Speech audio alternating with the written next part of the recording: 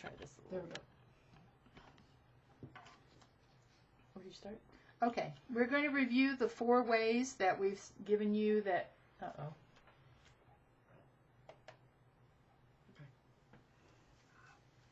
Okay, we're going to review the 4 ways that we gave you to finish your tree for this online print. This is one of the barking techniques. This is done with little pieces of tissue or Kleenex or toilet paper that is dipped in glue, and then there's a glue put on to your base print, and then these are put on.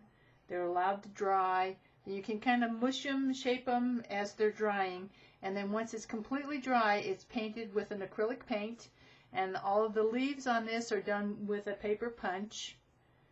Okay, and all of these trees are done the same on the back. Let me show you the other barking technique. This is a lineal barking technique, so if you notice, all of the tissue runs in straight lines as opposed to the little dots in this one.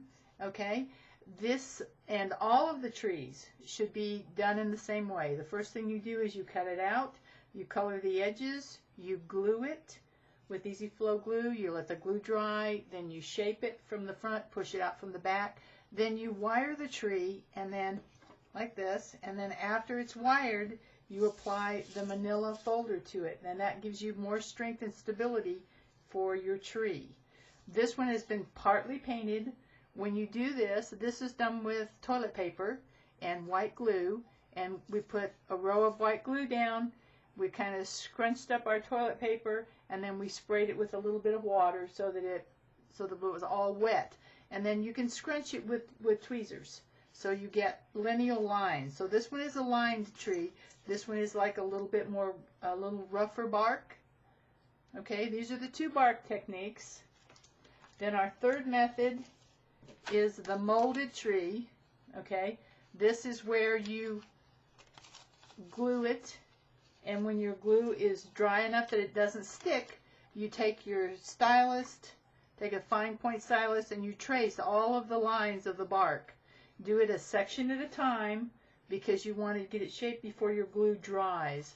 Then you turn it over, and on your shaping mat you push back down so that you are pushing the paper back toward the front.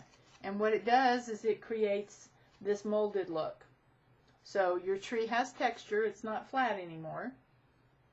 And then the 4th method is this applique method. And for this one, I took and shaped the tree. You would have also wired this tree and put your manila folder on it before. We're not doing this because we're only demonstrating the technique.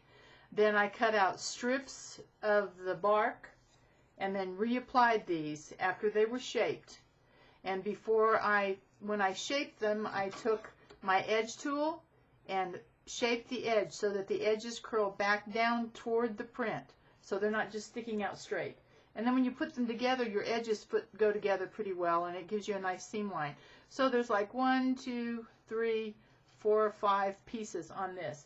And if you wanted to do this method, it's kind of like a jigsaw puzzle, but I would suggest, because these sections are so tiny, that you do it in strips or in pieces. Choose like a section of it, like this one is this little piece right here.